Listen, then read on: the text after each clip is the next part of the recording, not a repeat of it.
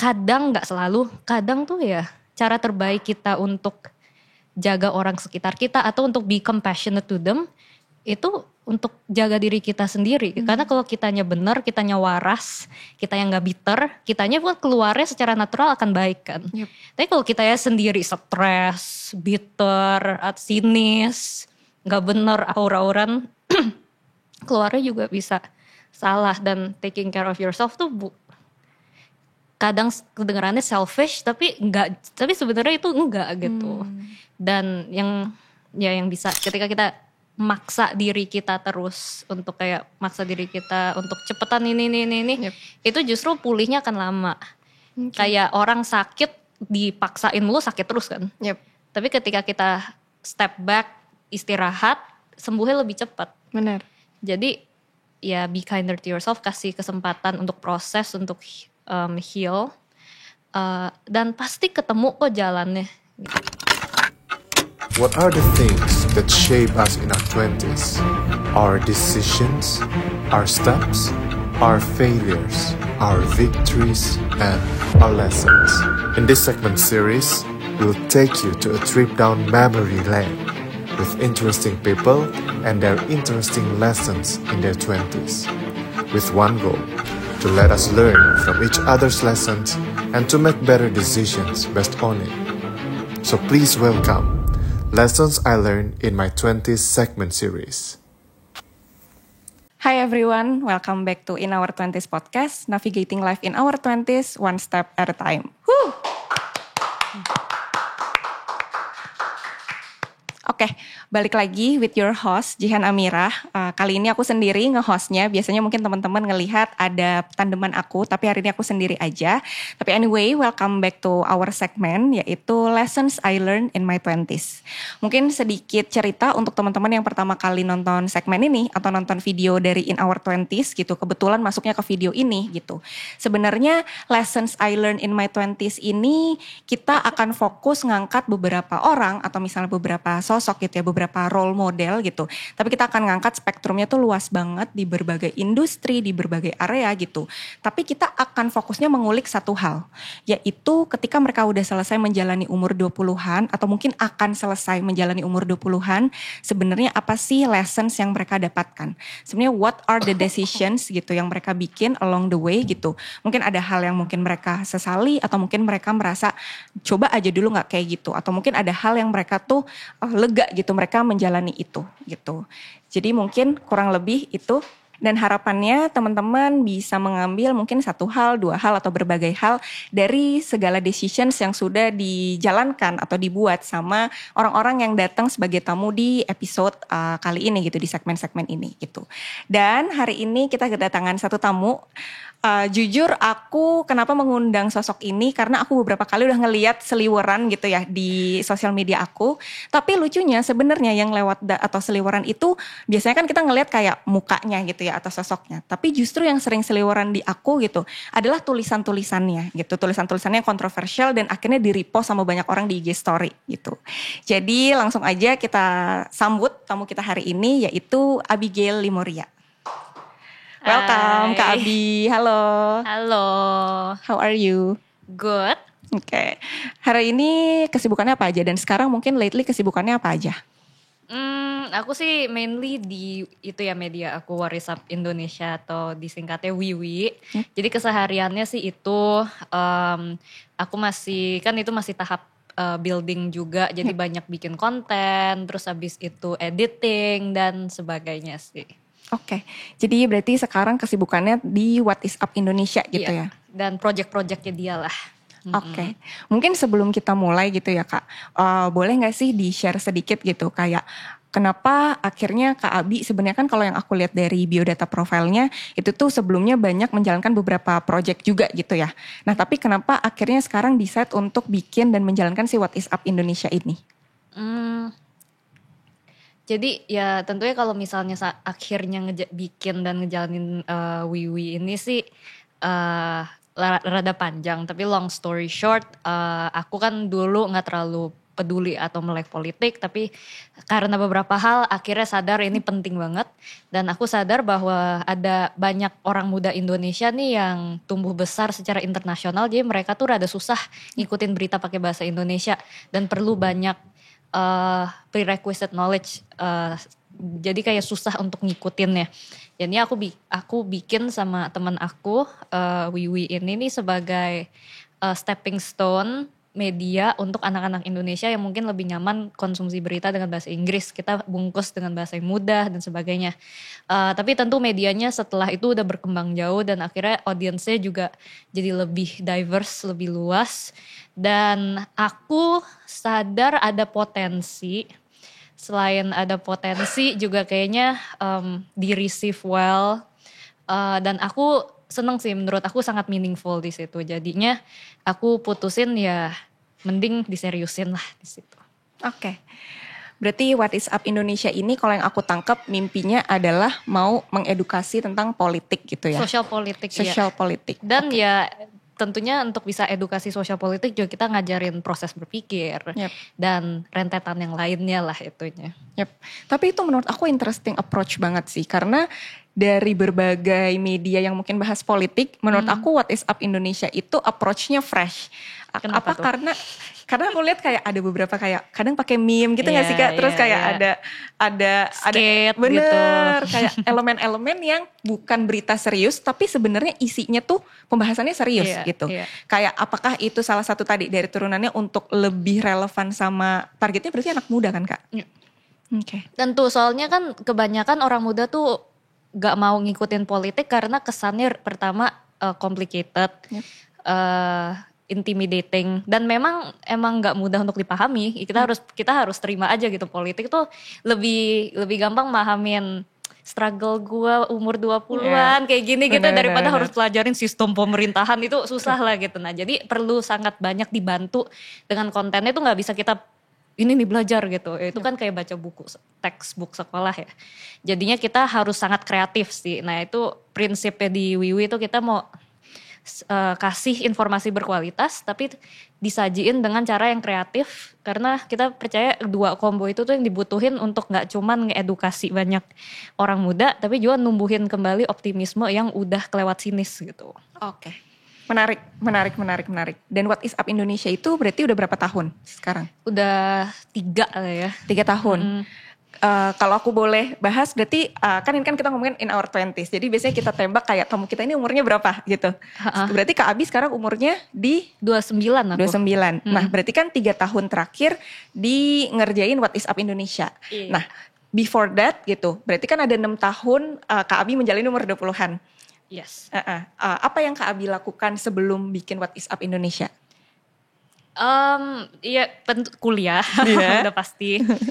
Kuliah, terus abis itu setelah lulus aku masuk ke Jakarta Smart City, itu di Balai Kota. Jadi waktu itu pas lagi masanya Pak Jarot sampai transisi ke Pak Anies jadi gubernur. Ya aku sempat di sana sebagai tenaga ahli. Di bagian medianya lah gitu. Tapi setelah itu aku juga ada nulis buku Lalita 51 Cerita Perempuan Hebat Indonesia. Nah itu tuh rada lama ya penulisannya kayak 2 tahunan. Soalnya aku wawancara satu-satu, aku ketemuin kan perempuan-perempuan tokoh-tokoh itu kayak Bu Sri Mulyani, Bu Retno Marsudi, Bu Susi Pujiastuti, Bu Tetma Nurung, Najwa Shihab. Banyak lah gitu. Jadi abis itu aku rilis gitu bukunya. Setelah itu baru ke Wiwi gitu jadinya. Oke, berarti sebenarnya kalau yang di luar project yang diinitiate sendiri itu berarti bekerjanya di Jakarta Smart City gitu ya, di government. Itu kan project government gitu ya. Iya, tapi ya sektor government yang serasa kayak swasta lah itu saya nyantai banget. Maksudnya nyantai kayak pada pakai sendal kesana nggak apa-apa, orang-orangnya juga orang muda gitu. Bukan yang tipikal kayak yang harus pakaian rapi, terus formal yang mohon izin itu enggak yang gitu. Oke, interesting. Nah, berarti kan kalau yang aku lihat di umur 20-an Kak Abi ini growing up tadi satu masuk ke government dan akhirnya bikin 2 projects, mungkin kita bisa hitung mungkin satunya lagi bijak memilih gitu ya Kak. Berarti ada 3 projects yang sebenarnya nih fokusnya adalah kalau aku bisa bilang sebenarnya at the end tuh mimpinya adalah mengedukasi dan menyebarkan sebuah gagasan atau idea gitu ya Kak.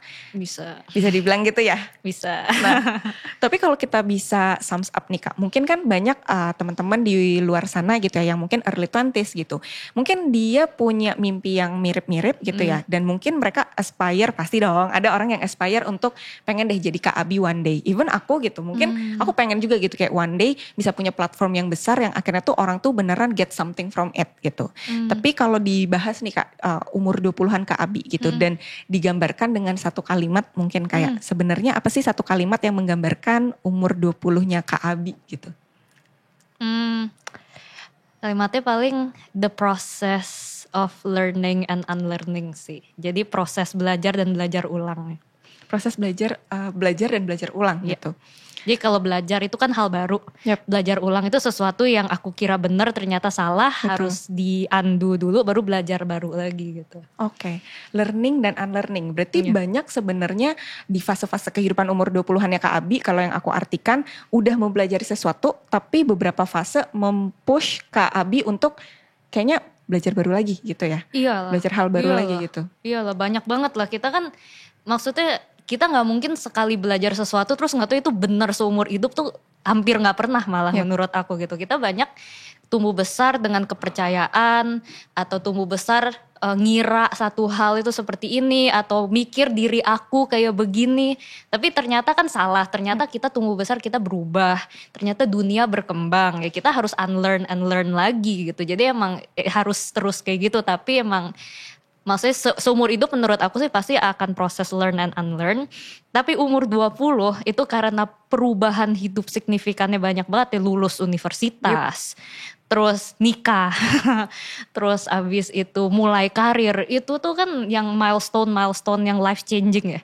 Jadi proses learning unlearningnya rada ekstrim gitu menurut aku sih. Menarik.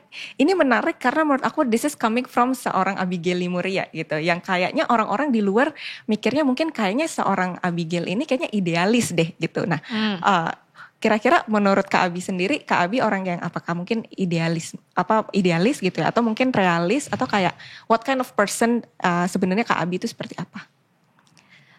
Mungkin ya dengan kata idealisme tuh aku relationshipnya learning and unlearning soal idealisme itu tuh proses yang panjang ya. Sekarang sih aku pengen bilang I try to be a realist. Realist tuh maksudnya bukan yang kayak gue mah realistik itu enggak gitu. Cuma maksudnya kita harus bisa ngelihat dunia sebagaimana dunia itu as it is. Ngelihat itu secara akurat, menerima itu, dan abis itu ambil langkah-langkah yang harus kita ambil untuk mencapai goal gitu. Itu being realist menurut aku. Jadi mungkin realist tapi ada hint of optimismnya juga gitu. Ada orang kan yang realist tapi abis itu jadi sinis ya. Nah ini aku realist optimis mungkin ya. I try to be that. Nah tapi kalau ngomong soal idealis, jujur menurut aku sekarang udah kurang tepat gitu kalau dibilang seorang yang idealis. Dulu iya. Nah tapi lagi-lagi gitu aku tumbuh besar emang punya selalu punya keinginan untuk menjadi sesuatu. Tapi menurut aku semua orang pasti punya lah ya. Kita pengen jadi sesuatu, pengen berdampak, pengen ada justifikasi lah kenapa gue tuh terlahir di sini gitu. Nah itu akhirnya jadi orang yang sangat idealis gitu kan. Yang dimana maksudnya banyak lah dari kayak gak cuman idealis tapi perfeksionis juga dan sebagainya gitu. Nah pas aku tumbuh besar kayak high school, university tuh banyak yang ngomong kayak lu mah idealis tapi tunggu deh pas lu dewasa nih pasti berubah gitu. Lu idealis banget nanti juga kebentur realita gitu. Ada beberapa lah yang ngomong gitu dan gue tuh selalu kayak ini challenge gue kasih lihat nih, gue tumbuh besar gue nggak akan kehilangan nih idealisme gue. Tapi abis itu pas lulus universitas.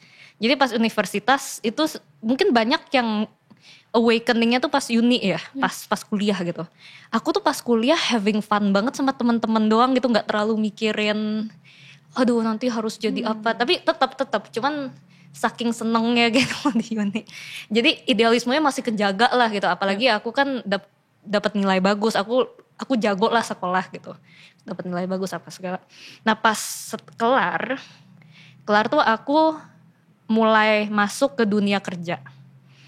Apalagi ada culture shock lah dari dunia. Aku tuh kuliahnya waktu itu di Amerika, terus langsung masuk ke pemerintahan Indonesia. Itu jadi udah bukan Amerika Indonesia, bukan. Amerika LA masuk ke pemerintahan Indonesia yang budayanya tuh berubah total banget kan. Bener. Nah itu ada banyak culture shock, ada banyak kaget-kagetan dan mencoba navigasi hidup di dunia pekerjaan lah dengan pakem-pakem yang baru gitu. Kalau misalnya dulu di sekolah universitas kan kita belajar kerja keras pasti dapat nilai bagus, simple banget gitu. Tapi di sini kan guidelines-nya nggak ada ya. Apa yang dibilang sukses, macem-macem. Apa yang dibilang gagal, apa definisi orang yang baik atau orang yang hebat itu gak ada gitu. Ini kita harus definisin sendiri. Nah itu tuh rada lost, tapi aku tetap pengen idealis, tapi kebentur sayang sama namanya duit. Semua perlu duit gitu. Sempat aku kayak gila ini dunia, semuanya harus duit gitu, kayak jadi sebel apa. Nah itu di situ aku banyak struggle lah ya untuk menerima kenyataan apa segala. Terus abis itu ada masalah kayak masalah keluarga apa segala yang bener-bener kayak ekstrim gitu bisa aku bilang, yang akhirnya tuh bikin aku mempertanyakan juga idealisme aku sendiri, kecintaan aku sama negara Indonesia gitu dan sebagainya lah gitu, soalnya ada banyak gitu. Nah tapi aku sadar ternyata di titik terendah itu aku mulai refleksi dan aku sadar, oh iya jangan-jangan yang selama ini aku panggil idealisme itu sebenarnya immaturity aku yang gak mau berubah aja gitu. Jadi idealisme aku kecampur sama immaturity aku. Kita kan tumbuh besar dengan idealisme kita, tapi selama kita tumbuh besar kan ya ada sifat kekanak-kanakan kita, sifat egois kita, sifat ogah berubah. Nah itu tuh kecampur aduk tuh sama idealisme aku. Jadinya aku pikir untuk mempertahankan idealisme itu aku gak boleh berubah. Padahal itu gak masuk akal kan. Kita sebagai manusia terus berubah, kita kan terus tumbuh, kita terus belajar hal baru. Kita terus dapat pengalaman baru. Terus dunia juga terus berubah nih. Jadinya gak ada salahnya nih sebenarnya berubah. Dan aku pun sadar kayak idealisme ngawang-ngawang tanpa realita, tanpa sadar sama kebutuhan, itu tuh gak bakal jadi apa-apa. Harus didewasain idealismenya supaya jadi goal-goal yang fungsional yang beneran bisa dicapai. Nah jadinya karena pengalaman dan itu tuh lama gitu ya, sampai kayak wah bolak-balik apa galau, nangis-nangis apa segala. Tapi ya sekarang akhirnya aku sadar bahwa ya idealisme boleh dipegang, tapi dipegangnya jangan kenceng-kenceng. Yang bukan berarti kita jangan idealis gitu ya, tapi kita pun harus realistis. Idealisme harus didewasain supaya gak cuma jadi idealisme tapi bisa jadi sesuatu goal yang bisa dijalanin, yang bisa dikabulin gitu. Yang sesuai sama realita juga. Oke, ini menarik. Berarti ini kan kita kan ngomongin sebenarnya lessons I learned in my 20s gitu ya. Berarti ini salah satu, kalau yang aku tangkap berarti salah satu pelajaran terbesar juga gitu dari Kak Abi growing up di umur 20-an gitu ya. Bisa dibilang lah ini kayak intisari filosofis ya mungkin. Nah tapi boleh di-share gak sih Kak, kayak ini kan tadi berarti secara overall gitu, gimana akhirnya idealisme yang tadi ya berarti awalnya idealis gitu, tapi lama-lama terbentur dengan realita, akhirnya sekarang realis optimis gitu kalau yang aku tangkap tadi ya. Mungkin ya. Mencoba kesana gitu, semoga gitu ya. Ada gak sih Kak study case apa ya, one specific event gitu, dimana kayak idealis self-nya Kak Abi tuh ini ngomong A, tapi sebenarnya tadi kayak something inside Kak Abi gitu yang akhirnya growing up muncul juga sisi realisnya itu akhirnya said B gitu. Dan gimana akhirnya waktu itu di specific event itu menemukan jalan di antara keduanya gitu. Ya jadi menurut aku sih kalau jujur-jujuran salah satu intersection antara idealisme aku sama realisme itu tuh ada di lagi-lagi tadi uang gitu ya. Yang dimana nggak tahu sih, ini aku tumbuh besar ngerasa tuh kalau kita ngelakuin sesuatu kalau diduitin itu tuh jadi kayak terkontaminasi gitu loh. Jadi nggak terlalu tulus. Nah ada kepercayaan itu. Aku nggak tahu dapat dari mana dan aku nggak sadar aku punya kepercayaan itu. Tapi aku rada ada itulah kayak gitulah. Nah, jadi ada dikotomi tuh antara ya udah kalau kerja ya kerja, passion gitu. Passion jangan diduitin, kerja ya udah gitu. Ngerti gak sih? Ngerti. Nah, tapi aku kan sangat pengen banget nih ke ngerjain ini. Tapi kan ya tentu nggak bisa dikerjain doang terus nggak nggak sustainable apa segala gitu.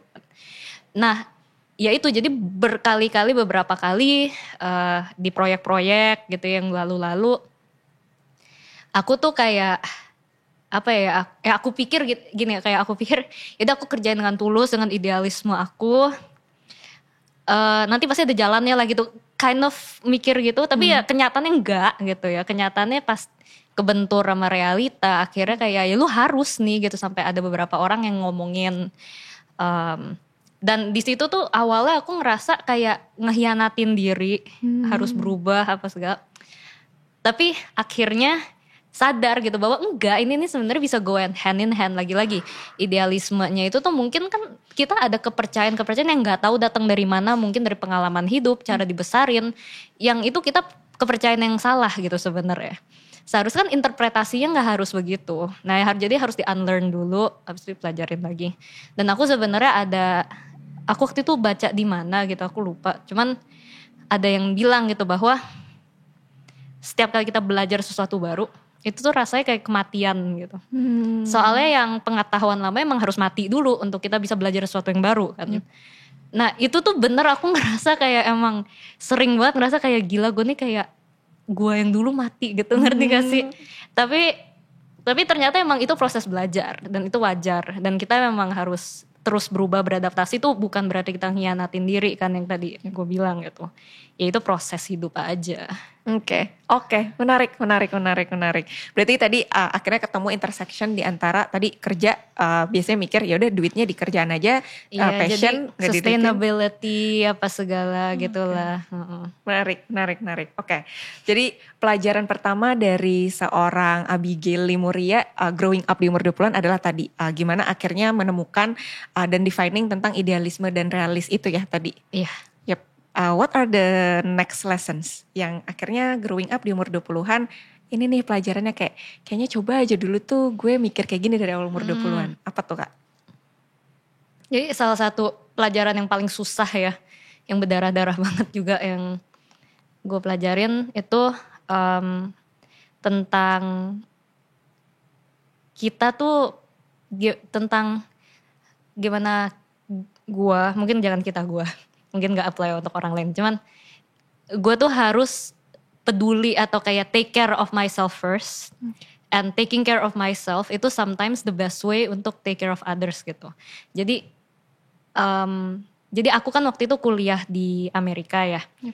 Dan itu tuh aku yang kayak aku bilang tadi keblinger seneng sama terus aku tuh emang punya persahabatan yang solid banget jujur pas di sana. And I learned so much from that experience from them. Tapi aku harus pulang kan. Tapi dan pulang pun tuh pilihan aku gitu. Aku tahu aku pengen masuk ke si pemerintahan itu. Jadi emang harus balik ke Indonesia. Nah tapi pisah sama komunitas aku tuh kan berat banget ya. Dan ketika aku pulang kena culture shock. Terus kena masalah keluarga lah gitu yang berhubungan yang rada ekstrim, yang berat banget untuk aku. Nah itu terjadi berturut-turut, jadi aku gak punya teman di sini sendirian, support system aku di sana, dan itu tuh kan jatuh banget ya. Nah, salah satu masalahnya itu tuh, jadi salah satu orang yang aku sayangin itu tuh lagi kena masalah berat gitu. Dan kamu tahu lah ya kalau misalnya kita sayang sama orang, dianya kena masalah, kita juga ikut galau kan, ikut stres, apalagi kita tuh gak bisa nyelesain masalahnya dan masalahnya tuh ya gitulah kayak parah gitu. Nah itu tuh jadi semua itu terjadi aku tuh stres. Nah yang aku coba tuh akhirnya aku coba bantu si orang itu kan yang orang yang aku peduli. Tapi karena akunya lagi depresi parah yang stres banget, akhirnya aku tuh malah nyakitin dia. Banyak tindakan aku tuh yang gak tepat, yang malah bikin masalahnya memparah, memperkeruh suasana. Dan ngelihat dia jadi makin parah karena aku ngefeedback lagi jadi makin stres lagi kan. Makin coba benerin makin gak bener gitu. Nah itu tuh sampai setahunan lebih itu kayak begitu. Dan itu tuh kayak setahun 2 tahun bahkan parah banget sih. Sampai pada satu ketika, dan aku juga salah satu hal yang bikin depresi aku parah banget atau ya kayak down banget, itu aku selalu berharap kapan nih aku bisa ketemu orang yang bisa ngajak ngobrol aku, yang bisa bantu aku untuk bisa get better lah. Pas soalnya kan di Indonesia aku gak punya siapa-siapa begitu gitu. Tapi gak ketemu-temu gitu, selalu kalau ngomong ada gak cocok atau ngerasa dihakimin atau apa gitu kan. Sampai it keeps going on 2 tahun. Ya akhirnya aku tuh ada baca satu cerita pendek aku nggak tahu nemu di mana, itu nemu di internet ya. Cuman singkat cerita tuh ada sepasang akrobat kayak kakek tua sama anak kecil yang act-nya mereka tuh mereka jalan di tali, si kakek tuanya di bawah, gurunya, terus yang murid yang ceweknya tuh di atas dia gitu. Terus mereka harus go across gitu, yang mungkin di bangunan tinggi gitu, mereka nyebrang kan bahaya gitu ya. Nah terus yang si gurunya nih yang tuanya itu yang di bawahnya bilang ke si yang muridnya gitu kayak, kamu kamu jagain aku dan aku jagain kamu ya. Nanti kalau kita saling jaga, kita pasti bisa nyebrang dengan selamat, dia bilang gitu. Nah tapi yang muridnya balas, kayaknya enggak deh, mendingan kamu jaga diri kamu, aku jaga diri aku. Dengan itu kita bisa nyebrang lebih aman gitu. Dan itu tuh gue kayak gila, ini bener banget, yang dimana ternyata the best way untuk gue bantu orang yang gue sayang itu dengan gue pulih. Dengan gue jaga diri gue gak usah mikirin dia dulu nih gitu. Kayak gue udah jagain diri.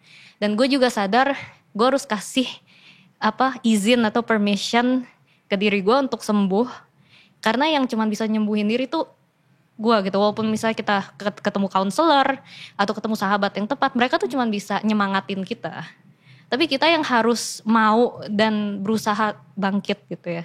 Nah 2 itu tuh bener-bener akhirnya aku langsung gak langsung pulih. Cuma maksudnya langsung trajektorinya jadi makin baik lah. Relationship-nya makin baik dan sebagainya. Dan itu jadi yang aku pelajarin sih, yang dimana kadang gak selalu, kadang tuh ya cara terbaik kita untuk jaga orang sekitar kita atau untuk be compassionate to them, itu untuk jaga diri kita sendiri. Karena kalau kitanya benar, kitanya waras, kita yang gak bitter, kitanya pun keluarnya secara natural akan baik kan. Tapi kalau kitanya sendiri stres, bitter, sinis, gak benar, aur-auran, keluarnya juga bisa salah. Dan taking care of yourself tuh kadang kedengarannya selfish, tapi sebenarnya itu enggak gitu. Dan yang bisa nyembuhin kita kalau kita lagi down ya itu kita. Oke. Di umur berapa Kak kalau boleh tahu waktu itu kejadiannya? Itu tahun 2017-2018 tuh berapa ya? 23-an gitu ya. 23-an kali. Karena pas ya. balik ya, balik Indonesia. Iya. Ini masih di lessons yang sama, aku kepo. Tapi kan itu kan tadi berarti enlightenment itu kita sebutnya enlightenment gitu ya, membaca cerita itu. Cerita gitu. itu tuh cerita Zen di Buddhism gitu ya, emang beneran cerita enlightenment kali itu bener sih. Tapi sebelum menemukan cerita itu gitu, kayak berarti kan holding on tuh sekitar 1 tahunan ya tadi. Iya, 1-2 tahun. Kayak kalau aku dengar kan itu berarti that heavy untuk Kak Abi gitu ya, untuk Kak Abi di umur 23 waktu itu. Kayak satu banget. Hal yang bikin Kak Abi waktu itu kayak holding on sebelum tadi yang menemukan enlightenment itu? Gak ada sih. Sebenarnya seancur itu, yang emang semangat pun juga gak ada. Tapi jadi yang maksa aku itu tuh sebenarnya pertama karena aku kerja. Ya kerja kan tetap harus kerja ya, yang di Jakarta Smart City itu. Sama nulis buku. nulis buku itu ngebantu banget jujur. Karena aku terpaksa harus keluar interview kayak gini nih. Dan tokoh-tokoh perempuan Indonesia gitu kan. Jadi kadang tuh aku kayak abis nangis terus kayak udah harus interview gitu. Udah gitu. Kalau enggak tuh mungkin aku akan di kamar terus kayak gitu. Cuman karena aktivitas itu tuh mungkin yang kadang ngasih ngedorong lah untuk aktif dan nggak terlalu terlarut-larut gitu. Oke.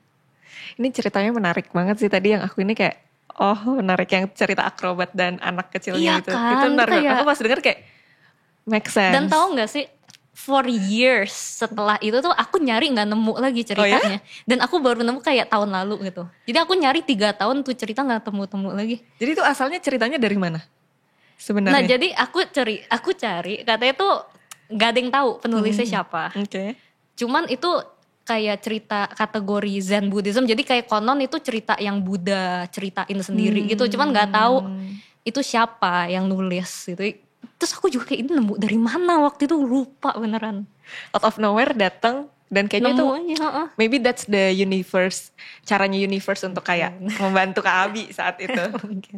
Oke, itu berarti lessons yang kedua tentang tadi ya, taking care yourself first before taking care of others. Nextnya apa important lessons di umur 20-an Kak Abi? Ya, jadi ini berhubungan lah ya sama itu tuh. Jadi pentingnya ngertiin diri sih. Ngertiin diri dan aku bilangnya self mastery ya. Self mastery dan self regulating. Nah itu lagi-lagi dulu tuh aku nggak paham. Jadi kalau misalnya aku sedih atau aku upset, kadang tuh kan kalau kita emang lagi aur-auran tuh kita bisa nangis tapi nggak tahu kenapa. Atau emang ada sesuatu yang terjadi, terus kita bener-bener kayak langsung naik darah, marah, dan padahal udah nggak rasional lah gitu ya. Kita manusia sering lah kayak gitu. Atau lagi keblinger kira apa gitu. Dan aku nggak paham tuh itu gimana. Orang-orang di sekitarku juga nggak ngerti dong gimana cara. Itu gimana nih si Abby kayak begini gitu. Mereka terus aku ngerasa nggak di ngertiin. Dan itu aku jadi ngerasa isolated. Selain itu juga aku ngerasa kayak kok nggak ada yang ngertiin aku gitu ya. Ini begini dan di situ aku juga pas ngelihat diri aku yang ancur-ancuran banget kan. Sebelum itu kan pas di sekolah kuliah aku nggak pernah tuh sampai sedown itu. Dan aku kayak nilai selalu bagus, project aman-aman gitu. Jadi nggak pernah terpuruk lah bisa dibilang. Itu pertama kali dan itu mungkin pertama kali yang kayak humbling gitu ya, yang aku ngerasa dulu mungkin aku tuh nggak akan lah aku kayak begini, nggak akan aku begini-gini. Tapi ternyata tuh aku selemah itu. Ternyata ya segitu ini diri aku gitu, harus diterima. Nah di situ belajar banyak jadinya soal diri, dan aku tuh belajar nerima diri yang dimana ya udah emang gue nggak sehebat itu mungkin sekarang. Gue ada kekurangan ini. Gue kalau misalnya ngomongin topik ini pasti akan nangis gitu. Gue kalau ngomongin topik ini pasti langsung marah. Gue kalau misalnya lagi upset udah nggak rasional nih mikirnya, langsung ke sini. Gue emang kalau misalnya gini. Jadi paham dan belajar nerima. Dan setelah itu tuh aku juga mulai perhatiin ya, kayak oke, setiap kali gue lagi masuk zona ini yang dimana udah nggak rasional, udah nggak bisa diajak ngomong, semua omongan orang diinterpret langsung yang paling buruk, apa udah spiraling. Itu tuh aku sadar gak ada kata-kata dari orang lain yang bisa benerin gitu. Perlu dikasih waktu aja untuk turun, nenangin diri. Abis itu pas udah turun dan nenangin diri baru ngomong gitu. Nah misalnya kayak gitu, sesimpel itu. Paham itu tuh life changing banget untuk hubungan aku sama cowok aku, sama orang tua aku, dan sama teman-teman aku. Yang dimana tadinya mungkin kalau aku upset kan aku minta ayo dong kayak hibur aku misalnya gitu. Itu malah makin parah kan. Nah tapi sekarang tuh aku paham, ketika aku ya udah emang aku tuh begini gitu. Topik-topik tertentu atau kejadian-kejadian skenario tertentu tuh aku pasti ada ada episode yang aku jadi nggak rasional, spiraling. Dan ketika udah masuk ke situ, aku tahu nih tanda-tanda oh ini udah nggak bener nih.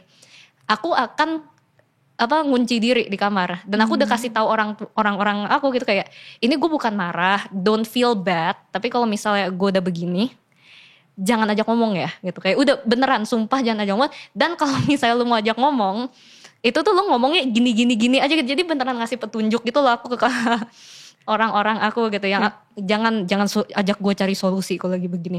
Lu ngomongin yang emosi, yang feeling aja misalnya gitu. Jadi kasih tahu karena udah paham nih aku antidote apa, obatnya apa. Dan dengan kayak gitu akhirnya ketika aku upset, aku pun ngerasa dimengerti kan sama orang-orang. Soalnya aku juga sadar kan gak adil dong kita expect di ngertiin, padahal kita sendiri gak ngerti, mereka tebak-tebakan dong. Eksperimen trial and error gitu, itu kan gak bisa sama mental orang. Jadinya itu penting banget sih in my 20s. Nah itu sempet karena in 20s kan ada midlife crisis, quarter life crisis, quarter life crisis kan yang dimana personality aku berubah, terus banyak valuesnya berubah dan sebagainya. Nah itu tuh kenal diri itu tuh penting banget supaya walaupun kita bingung kita tahu cara regulate-nya supaya kita nggak tiba-tiba meledak ke orang yang salah atau gimana.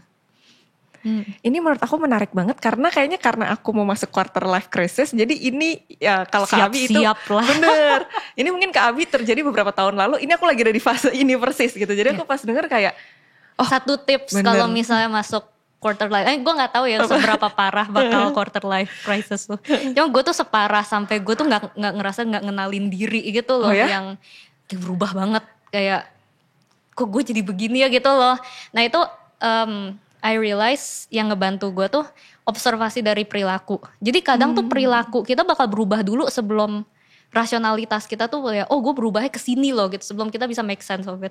Jadi gue tuh dulu notice pattern, gue jadi berubah perilakunya jadi begini gini. Ini kira-kira artinya apa ya? Nah dari situ tuh baru bisa kenalan sama diri yang baru gitu.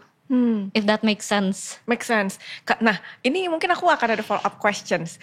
Ini persis yang aku lagi mencoba pelajari dan I think I'm not getting there gitu. Jadi ada di proses gitu. Nah tapi kalau di aku jujur pertama susah. Itu benar kalau tadi Kak Abi bilang susah banget. Dan kedua kalau yang helps aku adalah sebenarnya punya pasangan yang komunikasinya bagus. Karena aku bad communicator, tapi untungnya pasangan aku tuh ngasih tahu. Jadi kayak kamu tuh soalnya gini.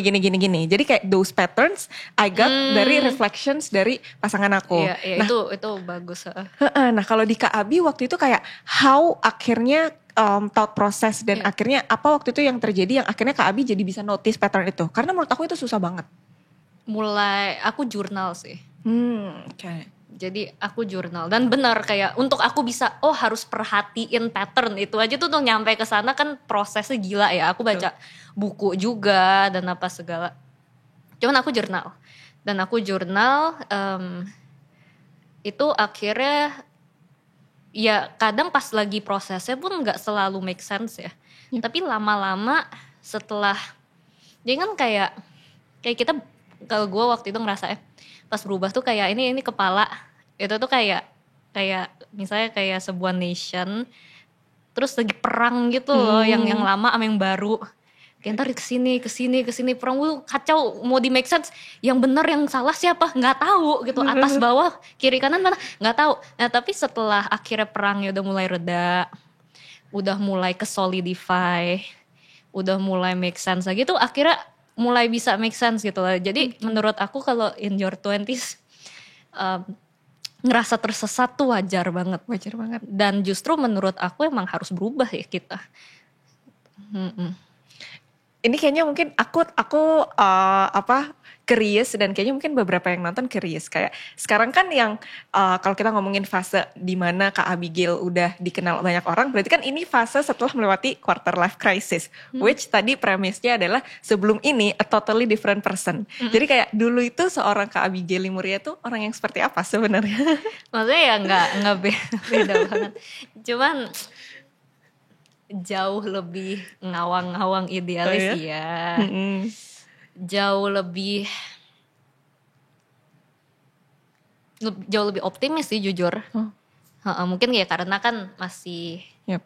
belum terlalu ini, terus kayak saklek banget gitu, kayak harus ini kan seharusnya begini gitu. Shades of grey nuancesnya belum terlalu ke develop ya. Oke.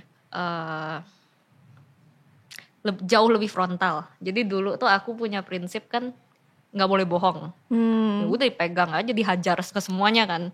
Kalau nggak suka ya gue bilang. Atau kalau misalnya ada yang salah ya harus gue bilang, gue tegor. Walaupun dia nggak minta teguran gue gitu.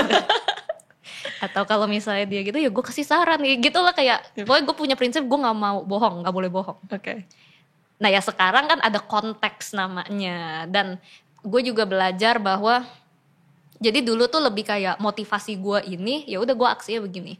Tapi sekarang kan gue belajar, oh enggak, belum tentu nih, tunggu dulu nih, misalnya tujuannya apa dulu. Kalau tujuannya bikin orang itu jadi lebih benar, kalau langsung tegur apakah itu efektif? Dia yang ada sakit hati, malah resultnya kebalikan. Yep. Jadi harus objektif oriented nih gitu. Oh ternyata cara yang lebih efektif tuh begini gitu. Nah itu jadi lebih ada pertimbangan itu sekarang. Dulu tuh aku hajar semua. Oh, Iya. interesting. Kalau ngerasa bener udah nggak ada sih gitu. Tapi bener sih, ini menurut aku salah satu fase yang akan dilewati banyak orang umur 20-an. Karena mostly gitu, early 20s, apapun kepercayaan yang dipunya hajar aja. Bener, iya. Dan di sekitarku juga bener, banyak orang yang persis kayak tadi Kak Abi cerita. Jadi kayak, ya tapi gue harus ngomong sama dia, walaupun dia gak minta gue ngomong, ya gue mau ngomong kayak Ini gitu. kan bener gitu. nih, gitu. Masa gue biarin dia terjerumus misalnya. Walaupun kadang orang itu mungkin ketika diomongin juga kayak lebih ke ya gak peduli juga sih. Jadi kayak ya gimana gitu. Dan jadi malah jauh gitu kan, jadi malah ada batas yang gitu-gitu. Yep. Interesting, oke. So, ini lessons yang ketiga ya. Mungkin aku akan minta sekitar 2 lagi gitu, boleh ya? Iya, jadi mungkin tentang friendship kali ya, atau relationship lah in general. Yang maksudnya gini, kayak aku ngerasa walaupun sampai sekarang nih aku ngerasa sekarang aku udah ngalamin banyak hal yang menyenangkan, mengalami banyak bisa dibilang highlights dari karir gitu ya, yang dari kecil aku impiin. Aku dari kecil ada banyak impian dari kecil aku tuh yang udah jadi kenyataan lah gitu. Dan aku sangat bersyukur dan aku sangat seneng. Tapi yang I realize tuh yang membawa kesenangan, kebahagiaan di hidup yang paling yang paling dalam itu tuh hubungan kita sama orang lain sih. Yang dimana mungkin banyak yang sering lupa gitu ya, soalnya kita kan ngejar mau ini mau sukses, mau cari uang, mau bikin impact, pengen di recognize apa segala gitu. Tapi benar itu akan bawa kebahagiaan, tapi nggak sedalam hubungan kita sama orang lain gitu. Dan itu semuanya ya sama siapapun, asal hubungannya deep and meaningful, yang dimana nggak cuman hahe atau kayak surface level, tapi bisa ngomongin hal-hal yang matters gitu. Aku pas di uni itu aku pertama kali dapat persahabatan yang kayak gitu, dan makanya sampai beneran ngerasa kayak ini nih meaning of life tuh di sini gitu. Kita hang out sama teman itu tuh meaning of life sebenarnya. Soalnya kita juga sebenarnya kalau di trace back sebelum peradaban bla bla bla yang sampai sekarang gini, manusia kan hidup di tribe kelompok-kelompok kecil yang sehari-hari itu kayak hunting and gathering, ngumpulin kacang, berries gitu. Nah jadi kan emang insting kita tuh pengen hidup di komunitas yang tight knit, small, komunal, punya persahabatan yang erat gitu kan. Ya makanya film-film tentang persahabatan yang solid tuh laku banget gitu.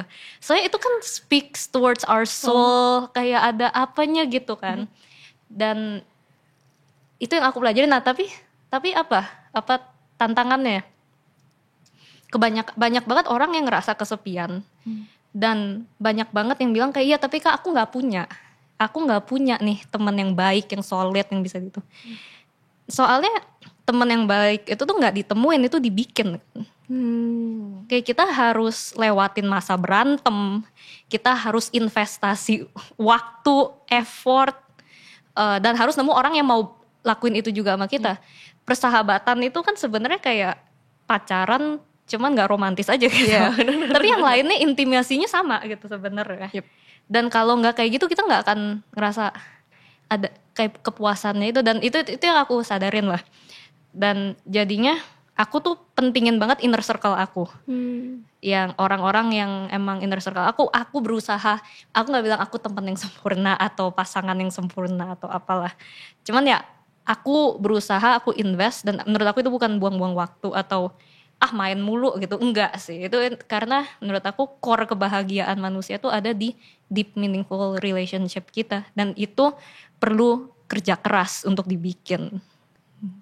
Tapi ini aku pernah baca juga sih salah satu artikel gitu ya, yang benar salah satu sebenarnya at the end craving manusia tuh yang paling dalam adalah sebenarnya craving terhadap connection. Jadi yang bikin benar dan mirisnya gitu sih, banyak yang aimnya for achievement dan lain-lain, tapi ketika mereka udah bahkan punya semuanya di tangan mereka, jadinya ujung-ujungnya malah ngerasa kosong. Karena on the process mengejar itu, ini yang aku denger sih dari yang banyak jauh lebih tua dari aku gitu. On the process mengejar itu justru mereka losing what really matters, which tadi salah satunya adalah koneksi terhadap orang-orang di sekitarnya. Karena kan soalnya kebanyakan orang kan mikir kayak, ya kalau gue udah achieve ini, gue udah outgrow this circle, ya basically gue udah gak perlu lagi temenan sama mereka. Kadang kan ada kayak gitu kan. Gitu, ya. Which tadi kalau poinnya Kak Abi adalah, ya sebenarnya salah satu lessons learned-nya Kak Abi di umur 20-an adalah how put that connection with di dalam relationship apapun, baik sama teman, sama pasangan, itu berarti bisa dibilang jadi top priority sekarang ya Kak? Iya, dan maksudnya gini, kayak outgrowing your circle bukan berarti itu hal yang bad gitu ya. Soalnya yang kayak aku bilang, kita gak harus punya deep meaningful relationship sama semua orang yang kita ketemu gitu kan. Kita emang harus selektif banget. Karena lagi-lagi ini kayak pacaran, kayak nikah loh gitu sama walaupun itu teman, apalagi pasangan itu, wah itu mah udah gak usah ditanya lah ya, itu harus yang paling dalam gitu. Tapi persahabatan pun yang kita masukin ke inner circle itu kan udah kayak kadang harus kita, kan ada masa PDKT, ada masa pacaran, terus abis itu kalau udah nyaman nikah. Walaupun kita nggak nikah sama teman kita gitu ya, cuman ibaratnya gitu kan sebenarnya sama sahabat pun gitu, cuman nggak ada romantisnya aja. Bener. Tapi intimate juga, nah jadi harus selektif juga gitu. Kayak aku paling cuman ada 2, 3, 4 gitu, cuman cukup itu sebenarnya. Dan tapi benar, kayak banyak orang yang aku dengar juga tuh kan kayak, tapi nggak ada yang ngertiin aku, nggak ada yang cocok gitu. Dan kalau cocok itu menurut aku valid, karena kayak sama lagi kayak nyari pasangan kadang susah ya, nyari ketemu yang cocok, itu emang cocok-cocokan. Tapi lagi-lagi kayak nggak ada yang ngertiin aku, itu kembali ke self understanding, self mastery tadi sih yang tadi aku bilang, kenapa kita tuh harus ngertiin diri dan harus bisa komunikasiin kita tuh kayak gimana gitu. Karena hanya dengan itu orang bisa ngertiin kita dong, kalau kita kasih insight.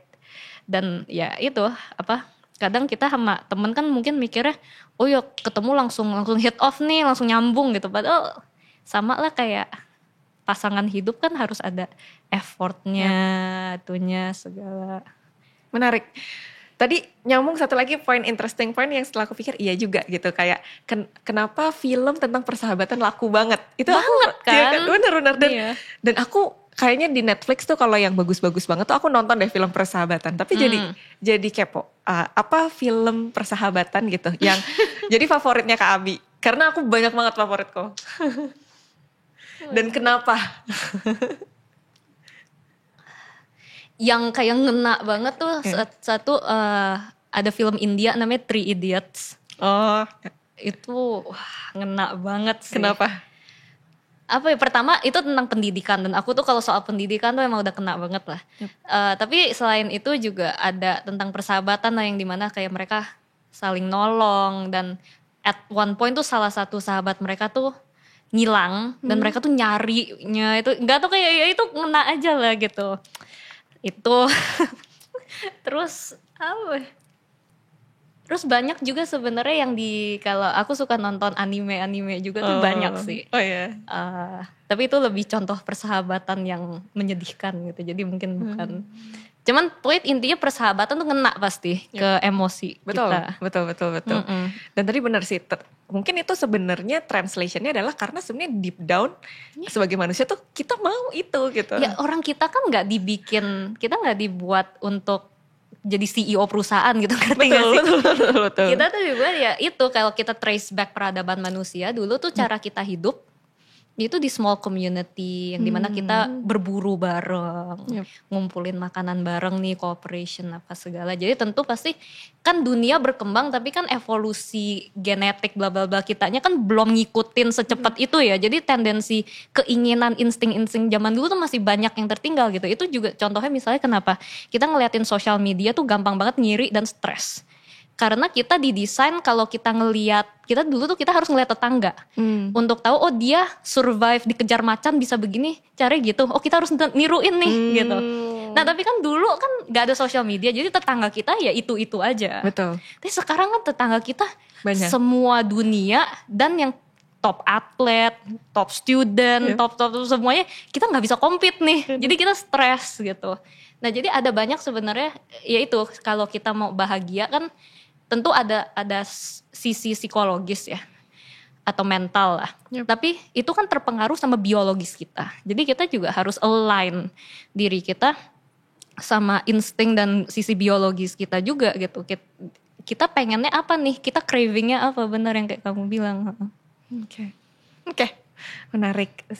Dan terakhir next last lessons apa pelajaran kelima gitu ya di umur 20-an Kak Abi yang akhirnya balik lagi shape membentuk Kak Abi sekarang. Bentar. Mungkin ini satu dan ini tapi recent ya. Jadi ini sangat recent. Jadi mungkin karena sangat recent jadi masih fresh gitu. Tapi ini untuk aku life changing. Tapi lagi-lagi ini untuk aku, jadi mungkin gak applicable buat orang lain. Cuman aku sadar gini, jadi menurut aku ketika kita ngelakuin sesuatu di hidup apapun itu, kita ngejar sesuatu, ngelakuin sesuatu, kita harus pastiin itu kita lakuin itu karena kita mau, bukan karena kita terpaksa. Karena kalau kita terpaksa atau kita punya motivasi lain kayak kita pengen dapat pujian, kita pengen diapresiasi, kita pengen dapat validasi dari orang atau pokoknya yang eksternal lah, pasti akan kecewa. Jadi sesimpel gini misalnya aku bersihin rumah misalnya aku bersihin rumah karena di dalam hati tuh kalau gue bersihin rumah nih suami gue bakal seneng nih, gue bakal dipuji, dia bakal cinta sama gue misalnya gitu. Terus jadi gue bersihin kan rumah. Nah tanpa sadar kan di otak gue tuh udah ada ekspektasi, oh dia bakal senengnya begini, bakal kasih apresiasinya begini, senyumnya selebar ini, apa segala. Dan ketika dia balik dia cuman kayak oh gitu misalnya, sakit hati pasti kan. Terus malah bete, dia bingung dong gue bete kenapa bete, akhirnya jadi masalah nih. Nah itu sesimpel itu. Tapi kalau misalnya dari awal aku mikirnya ya gue mau bersihin rumah karena ini rumah gue pengen hidup di environment yang bersih, udah gue bersihin. Pas suami gue pulang dia juga apresiasi dong ada rumahnya bersih, tapi gue gak ada ekspektasi dia harus apa, akhirnya jadi lebih rukun gitu. Atau kalau misalnya kita ngelakuin misalnya project sosial gitu, yang kita ternyata ngelakuin itu untuk validasi dari followers kita atau validasi dari orang-orang lain. Ketika kita nggak dapet validasi itu, akhirnya kita jadi bitter dan gampang burn out mungkin, dan atau kayak akhirnya jadi ada perasaan nggak enak atau kenapa sih gue nggak diapresiasi gitu. Jadinya bisa kecewa gitu ya. Jadi sebenarnya ini selfish sih, kedengarannya sangat selfish. Cuman ketika dilakuinnya dengan tepat tuh sebenarnya jadi compassionate ke others juga gitu. Jadi nggak nyusahin. Jadi kita nggak taruh ekspektasi yang nggak masuk akal ke orang lain juga gitu kan ya. Nah tapi tentunya dengan caveat apa? Kita nggak boleh ngelakuin sesuatu yang ngerugiin orang lain. Gitu kan. Kalau bisa kan sebenarnya yang paling oke tuh kalau kita bisa ngelakuin sesuatu yang ada dampak baik ke orang lainnya juga dong. Nggak ngerugiin orang lain gitu. Nah tapi lagi-lagi kayak kita nggak boleh ngelakuin apapun, ya deh gue lakuin demi lu gitu. Lama-lama itu akan kesel tuh sama tuh orang. Betul. Iya. Atau nanti tiba-tiba apalah di kemudian hari entar ngerasa nggak diapresiasi atau apa, padahal dia nggak tahu kita berkorban untuk dia misalnya kan. Akhirnya kayak lu nih yang gak pernah apresiasi gue gitu. Terus dia kayak maksud lu apa? Nah itu kan sering terjadi ya. Bener, kayaknya sering ya. Banget. Jadi Itu sih yang aku pelajarin. Jadi jangan pernah lakuin sesuatu unless itu lu lakuin karena lu mau. Dan itu dan lu lakuin itu untuk diri lu gitu. Tentu kan motivasi bisa nggak cuma satu, ya nggak cuma itu. Mungkin ada motivasi kedua, ketiga, tapi harus ada yang itu. Gitu sih. Kuncinya di ekspektasi ya kalau aku tangkap, kayak jangan lakuin sesuatu dengan menaruh ekspektasinya tapi di luar diri kita. Kayak tadi ke pasangan kayak baik biar di-appreciate atau misalnya pokoknya ekspektasi mendapatkan sesuatu gitu. Yang itu sebenarnya belum tentu kita bisa dapat gitu, apalagi orangnya belum tentu tahu. Jangan taruh di ekspektasi hasil yang nggak bisa kita kendaliin sih menurut aku. Kayak sesama kayak misalnya ambil ujian. Ambil ujian kita pengen dapat nilai bagus, itu nggak bisa kita kendaliin loh. Iya kan? Betul. Ya kita cuma bisa lakuin yang terbaik. Tapi kalau kita stres, aduh harus dapat nilai bagus, akhirnya kita stres, mungkin belajarnya nggak se-efektif itu dan sebagainya bla bla. Tapi kalau kita fokus ke hal yang bisa kita kontrol, apa itu? Lakuin yang terbaik, belajar yang terbaik, belajar hal yang baru. Itu jadi lebih tenang pasti. Gitu. Jadi apa yang bisa dikontrol? Diri kita. Jadi ya lakuin itu untuk diri lu, fokus ke apa yang bisa lu lakuin. Jangan taruh ekspektasi di hal-hal yang nggak bisa dikontrol seperti hasil. Hasil tuh nggak pernah bisa. Kadang kita ada ilusi bisa kontrol hasil ya. Kita posting di Instagram kan nggak bisa kontrol berapa likes yang didapetin kan. Kalau kita bikin ini harus dapet 100 likes nih gitu, nggak 99 likes kita like sendiri. Tapi kan maksudnya nggak bisa dikontrol kan. Jadi iya itu sih yang recently aku pelajarin. Oke. Interesting. Ini menurut aku obrolannya sangat resonates terutama untuk early 20. Karena mostly ini lebih ngomongin tentang what's inside ourselves ya sebenarnya. Apa yang di dalam diri kita. Menarik. Oke, karena kita udah ngobrol panjang, aku lihat kita udah hampir sejam sebenarnya ngobrol walaupun gak kerasa. Mungkin terakhir aku akan minta dari Kak Abi gitu. Sekarang kan Kak Abi udah melewati umur 20-an kita bisa bilang ya. Sebentar lagi udah di finish line gitu karena udah finish line 20-an. Finish line 20-an. Serem banget dong. Kalau kita ngomongin in our 20s kan finish line-nya ketika 30 gitu. Tapi finish line 20-an maksudnya gitu ya. Finish line dalam menjalani kehidupan umur 20-an. Gitu. Nanti kita bikin lagi in our 30s. Gitu. Nah, tapi setelah melewati berarti 9 tahun di umur 20-an gitu ya Kak Abi. Dengan tadi berbagai lessons yang Kak Abi udah share juga gitu. Kalau misalnya Kak Abi bisa ngomong nih misalnya ketemu sama Kak Abi umur 20 tahun baru kayak mau masuk nih umur 20-an gitu, which mungkin kita bisa bilang sama kayak orang-orang yang nonton video ini gitu, Muslim mungkin masih kebanyakan di early 20 gitu. Kayak apa sih hal yang akan Kak Abi bilang gitu ke Kak Abi dulu di awal akan menjalani umur 20-an dengan sekarang yang Kak Abi udah tahu nih di akhir 20-an tuh ternyata gini gitu. Lebih nyantai aja sih, be kinder to yourself.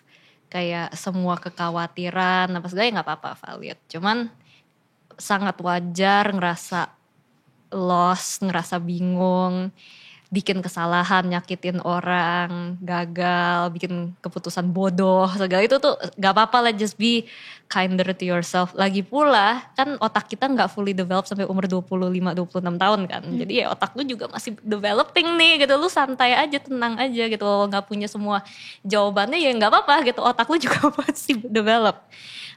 Be kinder to yourself soalnya ketika kita ya kita akan ngalamin banyak hal-hal yang sulit di hidup, dan ketika kita ketika kita maksa diri kita terus untuk cepetan ini, itu justru pulihnya akan lama.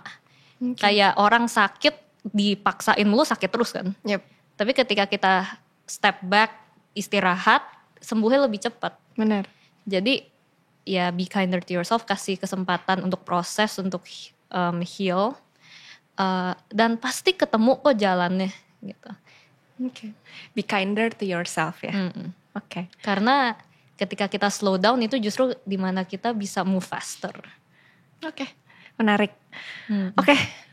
Kurang lebih udah banyak banget obrolan kita sama Kak Abi hari ini.